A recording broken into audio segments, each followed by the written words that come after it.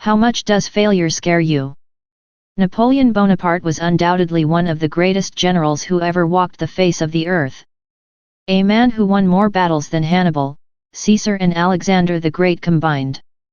Napoleon single-handedly brought Europe close to complete subjugation in the eyes of some and revolution in the eyes of many.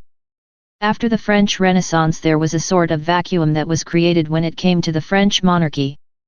The royal family no longer enjoyed absolute supremacy, thus people like Napoleon later on in the years could easily seize power after being able to capture the collective imagination of the French diaspora. Napoleon was an excellent strategist with a keen eye for ever-changing military tactics. But this is not the main point of this article. The issue to discuss here is even though Napoleon had stupendous victories under his belt, most notably the Battle of Austerlitz. Most remember him for Waterloo and his height, which was 170 cm by the way, not short by any standards. This article is about what legacy a person leaves behind, what we remember them by. Formally everyone craves for triumph, and that is how conventionally a person is remembered by. But when it comes to general nature, failures get amplified more than victories. In sports any athlete is only as good as his last game, and in life you are only as good as your last defeat, since that is what gets etched in everyone's mind. Nobody knows why things are this way. I guess it's part of the cutthroat environment we are surrounded by, this constant battle of gaining the upper hand in all spheres of life. The fight for survival makes a transition to the fight for dominance. Successful people, or those who are on the path to success, are plagued with intense scrutiny as they are about to finish the marathon. Part of human nature, like I say in most of my articles. It all comes down to bucket full of crabs situation once again that I have mentioned in one of my previous articles.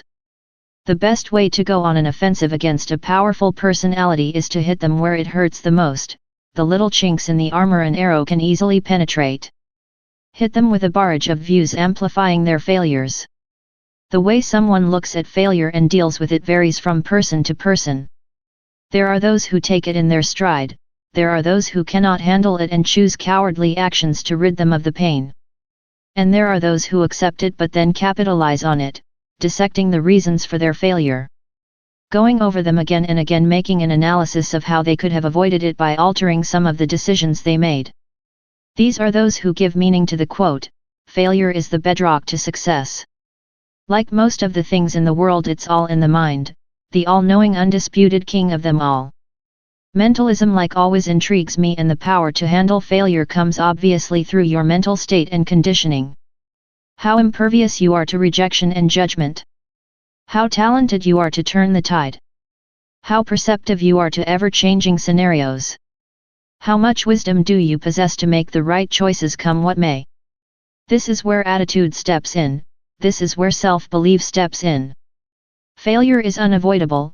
When Edison was interviewed on the 700th incident of his inconclusive experiments, he said, "It's not that I failed 700 times, rather it is that I have proved 700 ways of how it should not be done." Everything was impossible until someone did it, period.